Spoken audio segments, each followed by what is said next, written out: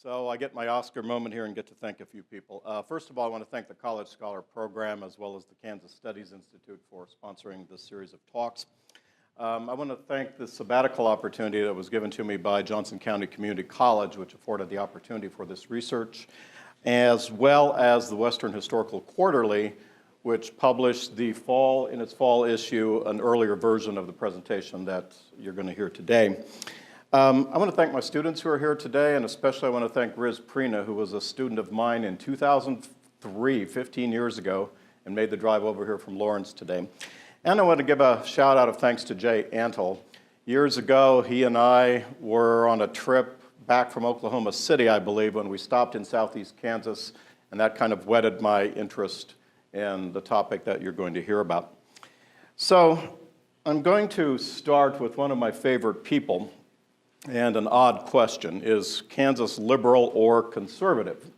And before you start snickering, acting like you think you already know the answer, in the early 1900s, Kansas was actually a leader in the progressive movement.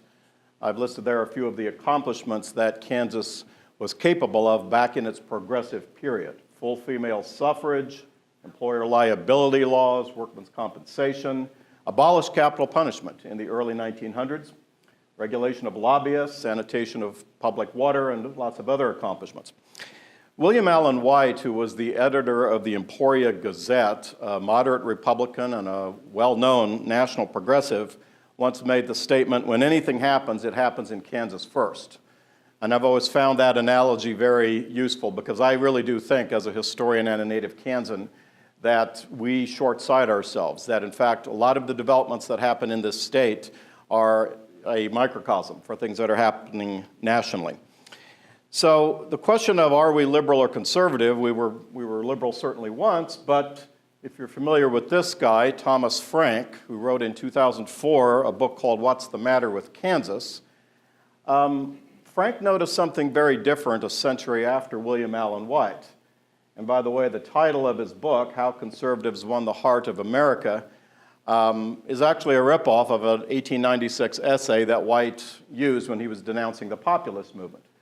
I'm not going to read you the entire quote there by Thomas Frank, but you might ponder parts of it. Not long ago, Kansas would have responded to the current situation by making the bastards pay. When business screwed the farmers and the workers, when it implemented monopoly strategies invasive beyond the populists' earliest imaginings, when it ripped off shareholders and casually tossed thousands out of work, you could be damn sure about what would follow. Not these days. Squander their life savings on manicures for the CEO, and there's a good chance they'll join the John Birch Society, talking about Kansans in the early 21st century. Ask them about the remedies their ancestors proposed, ancestors being people in White's time, unions, antitrust, public ownership, and you might as well be referring to the days when knighthood was in flower. So the question actually several questions sort of merged into one that I'm going to try to tackle today: when and how did a state known for championing progressive causes, become the conservative bastion that Thomas Frank decries today? We could boil that down to a pretty specific period, namely right around the World War I period. How did southeast Kansas transition so quickly from being a haven of radical liberalism, of labor unions and socialism in the 1910s, to a haven of conservative nativism in the 1920s? And how do I know it was a haven of conservative nativism? Because the same area that had an abundance of socialists in the 1910s had some of the largest Ku Klux Klan chapters in the 1920s. So how did we get from point A to point B in less than a decade? Taking that as a microcosm, I think we can say a few things about what that means for the way we talk about politics in this country. When the same area produces a rise of both, then it suggests to me that the dichotomy of left and right that frames political dialogue is not really that useful. And it suggests that there's greater continuity between Kansas's progressive past and its conservative present than we've always believed. So I'm going to actually get to the Klan a little bit later in this talk, but first I want to familiarize people with the legacy of mining in southeastern Kansas. If you want to understand why Kansas was once a radical place, you have to start with that. Though Kansas was overwhelmingly agrarian in that earlier reform period, its activism was rooted in the industrial mining complex that it shared with Oklahoma and Missouri. Kansas's earliest known coal mining begins around 1850. Explorers eventually discovered 9 seams that extended from Fort Scott south into Crawford and Cherokee counties. And the area that we're talking about, so here we are in Johnson County. This is Crawford County, where Pittsburgh is the county seat, and right to the south of that, in the very corner, Cherokee County.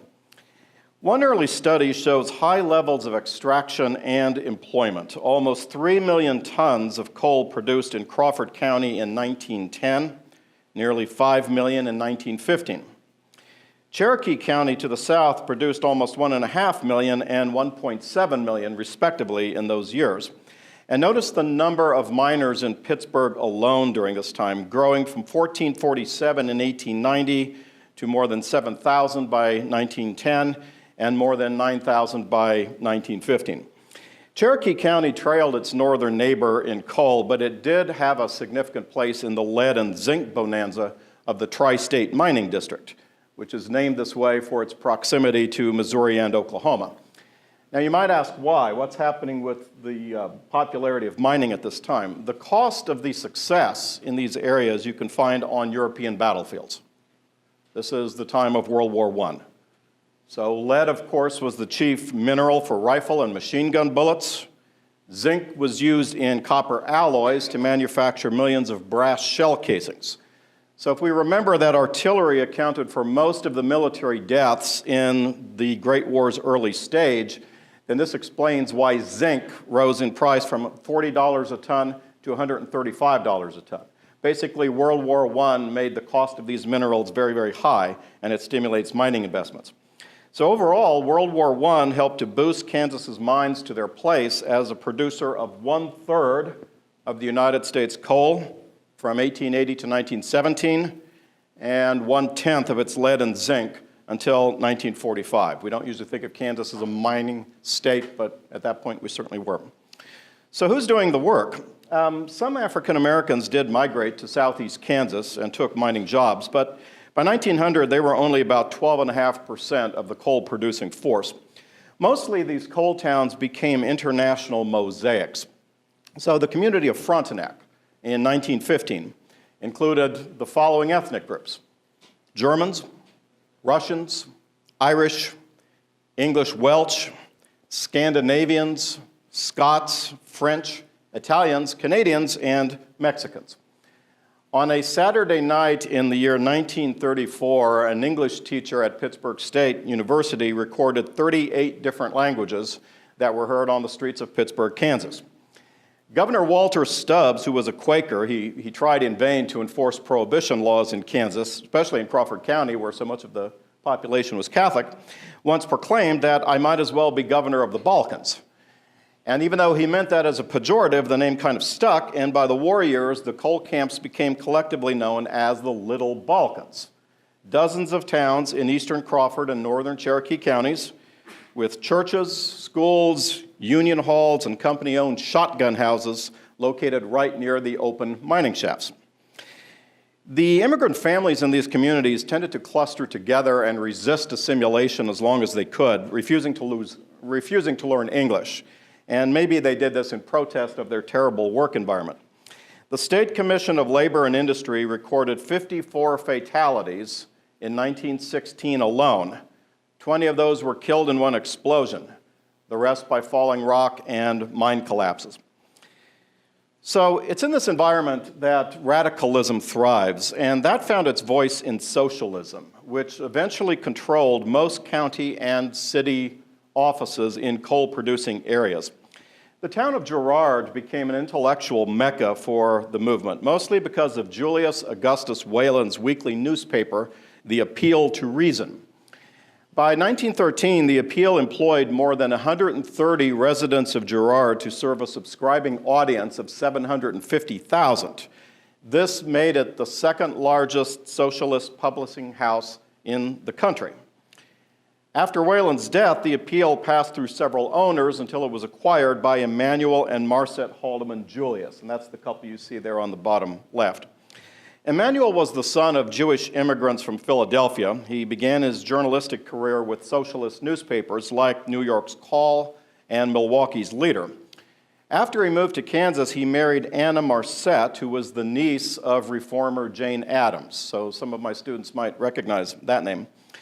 Renaming it the Haldeman Julius Weekly, the couple launched a companion appeal pocket series, which included the enormously successful Little Blue Books, a sample of which I've posted there. Less than 20 square inches in size, these were tiny little things that earned their name. Each of the Little Blue Books disseminated free-thinking philosophies on topics like sex education and Darwinism. Emmanuel and Marcette's circle of friends included literary lights who contributed to the Little Blue Books, people like Clarence Darrow, Jack London, Carl Sandburg, Upton Sinclair, and Eugene Debs, the well-known socialist who actually for a time lived in Girard and was the assistant editor of the Appeal to Reason. So it's Kansas's socialist community that's casting a spotlight on the poverty and abuses that were to be found in coal country. For example, the muckraker Maywood Simons documented the ghastly number of miners who were killed by rock slides and suffered respiratory problems by breathing in too much coal dust. This kind of exploitation did bring a kind of proletarian class unity. There was a saying that in this locality, to be a union miner is to be a socialist. Now, that being said, Kansas socialists did have their exclusionary side.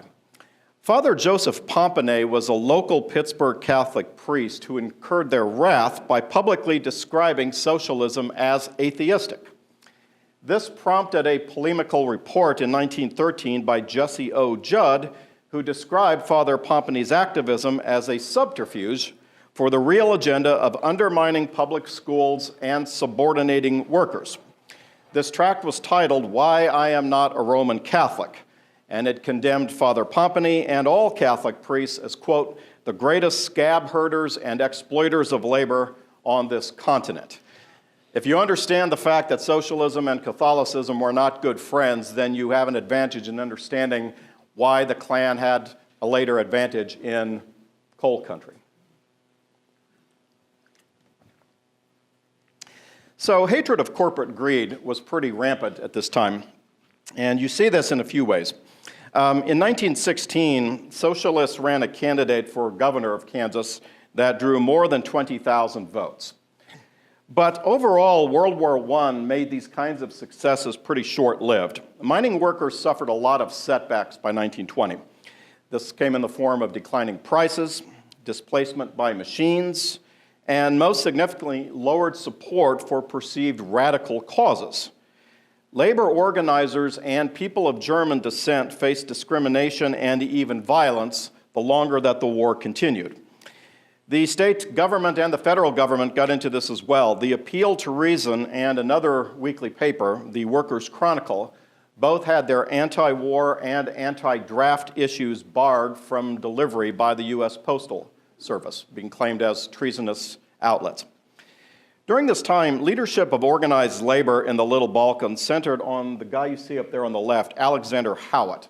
Howitt was a child of Scottish immigrants whose presidency of UMW District 14 earned him the sobriquet Czar of the Kansas coal fields. Howitt had firsthand knowledge of coal mining, and when he combined this with a flamboyant style and the support of socialist intellectuals, he became quite the dashing figure in labor circles during the war. Howitt was also instrumental in the nationwide coal strike that placed agrarian Kansas politically at the heart of rapid change. So in reaction to the fuel shortage during the winter of 1919 and 1920, the other major player in this gets involved. That would be Republican Governor Henry Allen, who you see up there on the top right. During that national strike, Henry Allen seized control of the Kansas coal mines and issued a call for 10,000 volunteers to work them. Allen also pushed through the state legislature a series of laws that made strikes illegal, and he brought labor relations under the jurisdiction of the Industrial Court Act. So this one is important for the rest of my presentation, so I'm going to explain it slowly. The act created a governor-appointed board of 3 judges to arbitrate disputes and issue binding rules for both workers and employers. In essence, it prohibited strikes, but it sanctioned collective bargaining, with the court, in theory, serving as a neutral third party. So the emphasis there is on in theory. Both progressive labor and conservative capitalist interests expressed contempt for Allen's court, as it was called.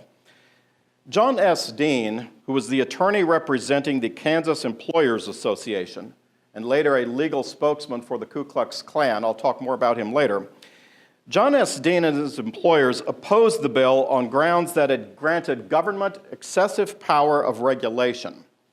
That's the conservative response. But the greater outcry came from Alexander Howitt and his supporters in District 14, who called it the Kansas Slave Act.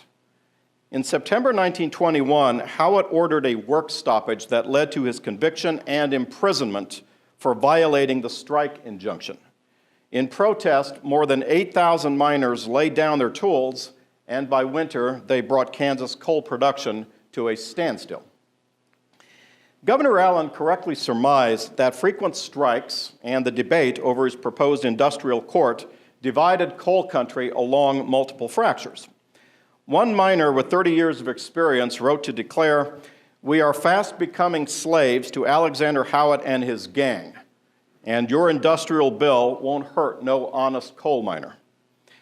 During the earlier national strike, when state authorities seized control of operations, about 170 truck drivers, carpenters, and general laborers volunteered for coal duty.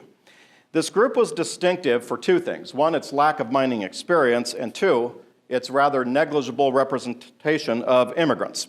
Farmers were also an important part of that anti-strike group. Brawls began to erupt in the coal camps and even on kids' playgrounds between pro- and anti-Howitt factions. After the UMW's national group withdrew support for the local strike, the burden of feeding workers' families fell on wives and mothers. So on December 11th, 1921, hundreds of women from District 14 met in Franklin, Kansas, to affirm opposition to Allen's industrial slavery law and demonstrate solidarity with male relatives. Labeled by newspapers the March of the Amazons, this crowd, which was 3,000 strong by one estimate, stormed local mines, you see them on the bottom there, by the way, stormed local mines, obstructed traffic, destroyed companies' equipment, assaulted scab workers with red pepper, and apparently tossed the Crawford County Sheriff into a pond. As violence escalated over the next 4 days, Governor Allen dispatched 4 companies of the National Guard to the area with a machine gun. The troops' presence succeeded in curtailing the female marchers, but not the strike. State officials closed the pool halls and the dancing establishments, and they even burst into private homes on the pretense of seeking illegal alcohol. By January of 1922, more than 50 leaders of the Amazon March had been arrested. And by this time, Alexander Howitt, whose incarceration prompted the strike, decided he had had enough. On January 13th, he ordered the miners to go back to work. Now, the strikers could take some heart in some victories. Democrat Jonathan Davis won the 1922 governor's election by campaigning in opposition to Allen's industrial court. That same court in 1925 was ruled an unconstitutional violation of private rights to contract by the United States Supreme Court.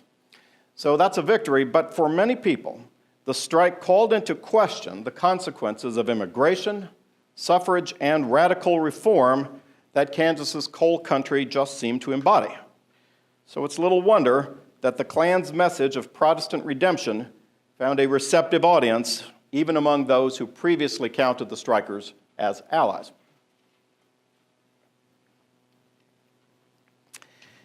The origins of the new Klan, which are distinct from the first version that occurred during Reconstruction, are pretty well known.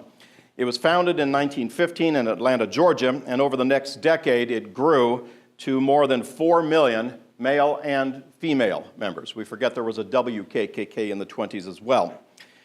Creating an elaborate hierarchical structure, the Klan expanded rapidly into Midwestern states like Indiana. Contemporary accounts describe the typical Klansman as an ignorant rural type who was fearful of losing privilege, or as later scholars would put it, experienced status anxiety.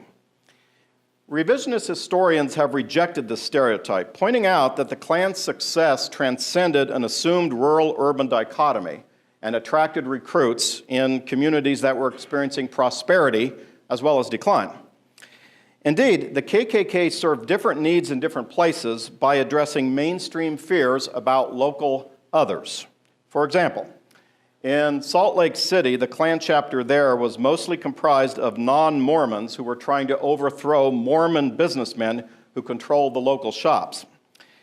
Another example came in Orange County, California, when the local Klan rallied against the Chamber of Commerce for encouraging Mexican immigration. So I find the appraisal by historian Sean Lay pretty significant. In the organization's early stages, recruiters fanned out in chameleon-like fashion, a chameleon being the lizard that changes its color depending on its surrounding environment.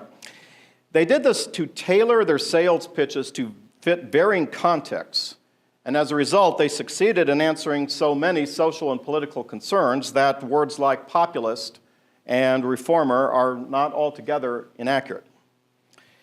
By the mid-1920s, the Klan was moving ideologically toward anti-Catholicism and nativism, and channeled the violent tendencies of some of its followers toward respectable political action. In the Little Balkans, southeast Kansas, hatred toward Catholicism merged very easily with hatred toward immigration and other isms. A little bit of Klan propaganda here. The Klan would have you go into the little Italies of this country, peopled by 2 million Italians carrying on governments of their own. The Klan would then invite you to go into the little Russias and the little kingdoms of many other races and study socialism, Bolshevism, nihilism, and socialism in actual practice before you ask the Klan to disband. So in bemoaning the loss of Protestant hegemony, the Klan also mourned the loss of its secular corollary, the Protestant work ethic, which is the principle that every individual succeeds or fails on his or her own initiative. The typical Klansman was a farmer, a skilled craftsman, or a small business owner who looked with scorn upon what they considered recipients of unearned wealth. And that could be some idler living on inherited income, or it could be a wage worker who was demanding more than he deserved by threatening collective action. But by blaming Catholicism and the so-called refuse of Europe for fomenting class conflict, the Klan tried to offer a platform to middle-of-the-road independent producers who felt trapped between lots of opposing forces: plutocracy and communism, industrial elites and unions, Bolsheviks, and international bankers. Success in the Little Balkans rested also in the social and ideological home that the KKK provided for those who were angered by the cold-heartedness of industry and the apparent crime and anarchy imported by recent immigrants. And these phenomena they did not necessarily see as separate. This might explain why the Klan gained some recruits among strikers and even socialists themselves by posing as labor's friend. Studies of European movements show many similarities.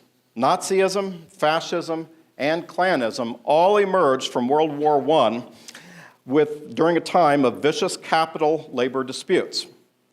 All of them used vigilantism and intimidation to assert a nationalistic form of reactionary populism.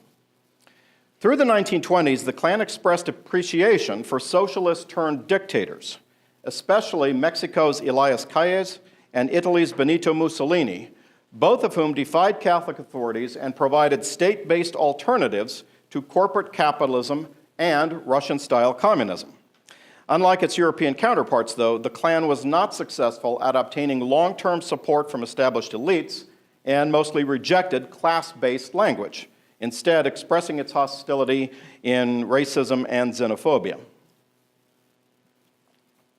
An inverse relationship developed between Klanism and working-class movements. So I was surprised when I began to look into this. Nationally, union membership declined in the 1920s from 12 to 8% of the total U.S. labor force. Socialist Party membership dropped from 110,000 in 1919 to 12,000 in 1923. Both the United Mine Workers and the Socialist Party officially condemned the Klan and promised to expel any member who joined it. But these kinds of appeals made little difference, especially in coal country. West Virginia was like southeast Kansas, the destination of thousands of Eastern European immigrants. United Mine Workers there joined the secret order over their leaders' objections. A study of Williamson County, Illinois, maintains that coal miners and UMW officials comprised at least 1/3 of local Klan membership. Despite the KKK's anti-union stance, miners there joined not as workers, but as cultural conservatives. So if you and I have problems with the contradiction of somebody carrying the fiery cross out of loyalty to one set of values today, and then go on strike side by side with Catholics and immigrants tomorrow to enforce a different set of values, that seems to concern us. It apparently did not trouble them at all. From his Kansas home, William Allen White understood the harmful effects of Klanism as distracting workers' attention to racist agendas and splitting them internally. He wrote, "If I had $1 million, I would devote some part of it to proving or disproving a theory that I have. Namely, that the big business interests of Wall Street, Nordic, Protestant, and Gentile, might have put up some money to the Klan in Georgia, financing their high-powered salesmen to make trouble for the international bankers and also to smash the labor movement by diverting it and dividing it. Certainly nothing has hit labor such a smash in my memory." So the number of actual Kansans who joined the Klan is difficult to know, given the fact that this was a secret society. One study, I think this number is high though, estimates that 100,000 Kansans joined the KKK. If that's true, then it means about 5% of the entire state population was a member. By the end of 1922, we do know this: the KKK's national headquarters claimed that 9 chapters had been organized statewide. 7 of those lay in southeast Kansas, and another was in Wichita, which was Governor Allen's hometown. Newspapers reported as significant that the Order of the White Cloak selected the most important oil and mineral towns for recruitment. In mid-July 1922, after more than 70% of the state's shop craftsmen joined a national railroad strike, Klan organizers announced they would hold their first parade in Arkansas City, down by the Oklahoma border. Arkansas City was a leading railroad center. Klan recruiters endorsed the strikers' goals and their hatred of Allen's industrial court. The KKK did appeal to race prejudice, denouncing black workers who comprised the bulk of companies' scab labor. Mostly, though, local Klan literature downplayed white supremacy in its emphasis on labor issues. Later interviews with members of the Girard Klan, which was home to more than 4,000 members, revealed some mixed memories of stern warnings that the KKK delivered to wife and child abusers and to bootleggers, but also remember Klansmen providing free food, clothing, and candy to children during the coal strikes. One anonymous source who was interviewed decades later claimed that her father, who was an Austrian Catholic and a former bootlegger, was even allowed to join the Klan. So if this seems amazing, I like to use this analogy to explain it. The Klan was kind of like Amway. When they came into town, they had an elaborate pyramid scheme. And every recruiter who signed up X number of members got a commission for how many people he would sign up. So in essence, you can easily see that some Klan recruiter would just kind of look the other way on a person's ethnic or religious background and say, oh, don't tell anybody, sign here and let's see your membership dues. So clearly the principle of selective membership was not always evenly enforced. One advertisement of the Klans that appeared in southeast Kansas listed as its 3 goals a closer relationship between capital and labor, preventing unwarranted strikes by foreign agitators, and putting limits on foreign immigration. Actually, I'm going to go back for a little bit. The convergence of so many events in 1922, I think, created some sleepless nights for Governor Henry Allen. Strikes, armed force in the Little Balkans, the legal battle over his Industrial Court Act, and now the Ku Klux Klan. I don't think the guy rested a whole lot that year. He instructed Arkansas City authorities not to allow a KKK demonstration and even threatened to send in troops. This did motivate the local exalted Cyclops to cancel both the planned parade and the cross burning, yet this only seems to have stiffened resistance. 2 weeks later, Governor Allen received a warning signed KKK advising him to change his interpretation of the industrial court law. Our Kansas City would remain a trouble spot for some time. Klansmen there sent threatening letters to, quote, misbehaving people, which included the school superintendent, who was ordered to fire his Catholic employees and hire an all-Protestant staff. The Klan there also stopped cars on the road to search for and confiscate alcohol. Governor Allen probably drew no distinction between leftist radicals and conservative nativists.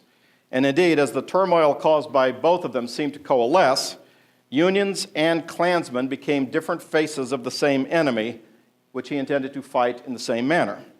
By the end of the year, his administration launched legal proceedings to expel the Ku Klux Klan as a Georgia-based corporation operating in Kansas without legal sanction. And this lawsuit would take about 3 years. He still couldn't stop the Klan's rapid spread, even into the state capital. In May of 1923, a crowd of thousands gathered near Topeka to watch a plane carry the fiery cross circle over the city. Meanwhile, a pro-Klan demonstration in the Supreme Court room, where Allen's lawsuit proceeded apace, led to the expulsion of more than 200 spectators. The Klan was very capable of adapting to local changing conditions. Publishers of Pittsburgh's pro-labor Workers' Chronicle, like the Appeal to Reason, was one of 2 papers censored for sedition during the war, placed the firm into voluntary bankruptcy, and then reopened in September 1923 as the Mulberry Independent, Mulberry being a little town in Crawford County. By 1924, Pittsburgh and Mulberry boasted the largest Klan chapters, respectively, in the region. Editor of the Independent, E.H. Gibbon, was also a pastor at the United Brethren Church. This was about the time when he hosted a KKK event on property north of Mulberry, a cross-burning and a flag-waving ceremony for visitors from neighboring chapters. This event drew through the pasture gates more than 1,800 automobiles and cast a fiery glow that was visible for miles. I see the transition of the Workers' Chronicle to the Mulberry Independent as illustrative of the larger one that was taken by many reformers toward nativism. From its founding in 1908 through its last issue on August 31st, 1923, the Chronicle stood firm as an advocate for working-class ideals. After changing its name and moving its printing plant to the progressive little city of Mulberry, publishers acknowledged that it would no longer be a labor newspaper exclusively. Hence, the new Independent presented editorials titled "Why Martin Luther Left the Catholic Church," alongside "When Labor Comes Home." Besides arguing that labor must share decision-making power with industry, both articles contended that Klansmen must be as vigilant in fighting trusts, corporations, and other capitalist interests as in promoting patriotic values and championing assimilation through public schools. The Independent never really shed its progressive origin, especially not in 1924, when Klan politicians sought votes in coal country. Trying to rally miners against Republican candidates, the paper reminded its 200 weekly subscribers about, quote, the full court created by Allen and his cronies, the most dangerous set of parlor radicals the state ever saw assembled at one time. The industrial court was one of the most damnably mischievous laws ever enacted to persecute an industrial district such as this, a legal tool used by the Republican Party to lick the working man with. Klan spokesman hailed Alexander Howitt and other men who were jailed by Governor Allen as martyrs who killed the industrial court. Probably because of Crawford County's high proportion of immigrants, Independent editorials seldom employed the same racist, xenophobic rhetoric as other Klan newspapers. So within the political discourse of left and right, the Mulberry Independent seems to be a pretty strange beast. It published a laudatory obituary for progressive Senator Robert La Follette and a diatribe against Darwin's theory of evolution in the exact same issue. As a Jewish and socialist editor of the Appeal to Reason, Emanuel Haldeman Julius, who you see here, held greater incentive than most to denounce the KKK, and so he did it first. On October 1st, 1921, a piece titled "The Ku Klux Klan Will Be Exposed," he promised within 3 weeks the launch of a 10-article series showing the inner workings and violence that characterized the secret society and pledged to destroy this deadliest of all the foes of law and order. From his base in Girard, Haldeman Julius requested public assistance by inviting subscribers to submit with their renewal fees a list of known KKK members. Quote, "You will be surprised to find out who in your midst belong to the masked robbers." The paper included a blank form to be snipped and returned under the title, "I want to help unmask the Ku Klux Klan," with room below for names and addresses. But the series never materialized. Instead, the Appeal's October 22nd issue carried a front-page article hypothesizing that big business financed the Klan to encourage the lower classes' prejudice and break apart their unity. Through the following year, Haldeman Julius mounted what I'd call a half-hearted campaign, never following through with naming names and merely printing national studies about the KKK with no local context. We can only speculate about his reasons, but it's possible, once he was confronted with the Klan's popularity and the consequences for sales if he tried to confront them, that he came to perceive the KKK less as an ideological opponent than a competitor for the same reading audience. For idealistic radicals like him, the Klan's rapid, overwhelming rise marked a strategic shift away from organizing the masses into a Marxist movement toward one of gradually educating them to recognize their true interests. In January 1923, in a tone filled with envy and weary resignation, he wrote, "One cannot help admiring the brilliant salesmanship of the Klan." By this time, readership of his journals had begun to decline. It's a sign of the shrinking popularity of socialist dogma and the rise of nativist sentiment. I told how old readers of the Appeal, good old boosters for the Socialist Party, are now functioning in the Ku Klux Klan, particularly in the South. I am being told that this cannot be true. There must be a mistake. Here, referring to a recent letter, is a subscriber who has spent years in the cause, and now she is working in another cause to save us from the Pope and keep Catholics from holding office. Of course, such stuff should not be taken seriously, but it does show that what I said about socialists having transferred their energies to the Klan is true, even though it does sound incredible. End of quote. Through the decade, Haldeman Julius published sporadic articles critical of the KKK, but never recommended direct engagement, instead advocating long-term enlightenment and elevation, and about even that he remained pessimistic. Nor did he and his contributors ever depart from socialism's anti-Catholic strain, even when denouncing the KKK. He wrote, "The Ku Kluxers are not altogether wrong in their contention, that the aim of the papists is to place the government into the hands of their clergy. There is a steady crop of boobs on this planet who must have some sort of supernatural religion, and a goodly portion of these will be born or will become Catholic."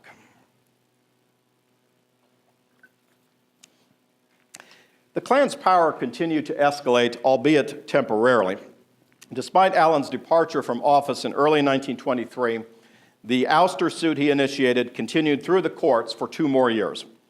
Kansas chapters never operated under official charters, but rather under pseudonyms called Sunflower Clubs. One such club in Shawnee County sponsored a parade in Topeka that drew more than 1,200 robed Klansmen who defied a ruling by the state attorney general that masks could not be worn in public. By 1925, Crawford County's chapter number 22 supposedly boasted the largest membership in Klan history, with frequent rallies and barbecues. The fiery cross burned almost nightly at Pittsburgh's baseball field. So 2 specific developments account for the KKK's decline after 1924. Better known of these is White's crusade against them. Notice the picture there of White chasing the Klan out of Kansas. This happened after the election of a Klan-backed mayor in his hometown of Emporia, as well as their influence on both gubernatorial candidates. the incumbent Democrat, Jonathan Davis, who'd been elected with Klan support in 1922, and the Republican, Ben Paulin. Despite the pro-labor and anti-Allen rhetoric of 2 years earlier, Klanism's discomfort with the Democratic Party increased as its size grew. Catholics, after all, voted Democratic. When the Klan endorsed Paulin instead, and thereby infiltrated White's beloved Republican Party, the editor launched a successful petition allowing him to campaign as an independent candidate. For several weeks, he toured the state condemning the Klan as cowards, declaring, "No man gets behind a mask to do a good thing." His speeches and writings bemoan the Klan's dominance of state government, their purging from office of every man who does not eat meat on Fridays, and their use of violence. Journalist that he was, White's goal was less about getting elected and more about ridiculing the Klan, and in this he partly succeeded. So if you look at the breakdown of votes there in that year, Paulin clearly won with more than 300,000 votes, which is roughly the equivalent of what the two anti-Klan candidates, Davis and White, achieved. So it shows some declining power for the KKK. But if you look at it another way, the moderate Republican White, who's actually running as an independent, but that was his leaning, and the more conservative Republican Paulin grossly outnumber the votes acquired by the Democrats. So as the Klan's power is declining in Kansas, so too is that of the Democratic Party. The other development that contributed to their decline came not from their enemies, but from their allies. As part of an ongoing struggle to establish their legal status in Kansas, Klan leaders in April commissioned the Topeka attorney John S. Dean to represent them, and I mentioned Dean earlier. Dean had been counsel for the Kansas Employers Association, which was renamed in 1924 Associated Industries. Associated Industries was described by unions as the most powerful lobbying force in the legislature that was opposed to minimum wage laws, child labor laws, female suffrage, and other reforms that had been implemented before the war. In a career that was noted for representing railroads, packing houses, and other anti-union corporations, John Dean had been on the side of conservative opposition to Allen's court. On that occasion, he successfully argued unfair government infringement on employer rights. The Wichita Beacon, the newspaper, called this choice of Dean a peculiar complication and ran a story on it with the headline, "Ranks of Labor May Be Broken by the Ku Klux Klan." Many suspected that Dean's commission was part of a divide and conquer tactic, which would shove the Klan's working class members into choosing racial and religious exclusion over devotion to labor solidarity. Both White and Haldeman Julius had voiced the same suspicion before and would do so again. During his fall campaign, White used language that was akin to that of his friend Governor Allen. He wrote, "In Kansas, the two invisible governments, the two masked conspiracies, the Ku Klux Klan and the Associated Industries, with one attorney, John S. Dean, are united. The Associated Industries will use the Klan and laugh at it. Most Klansmen are working men. The Klan is helping John Dean and the Associated Industries beat the child labor amendment. Come, fellow Kansans. Let us tear off the masks from these Klansmen and their masters, the self-seeking corporations." Dean and his employers failed, at least in the short term. The Kansas Supreme Court in 1925 ruled that the KKK was an out-of-state company conducting business without an approved charter. Following the defeat of a proposed Klan bill that would have granted an exception, followed by the United States Supreme Court refusal to hear an appeal, in 1927, Kansas became the first and the only state to legally expel the Ku Klux Klan. So, some reason for pride there.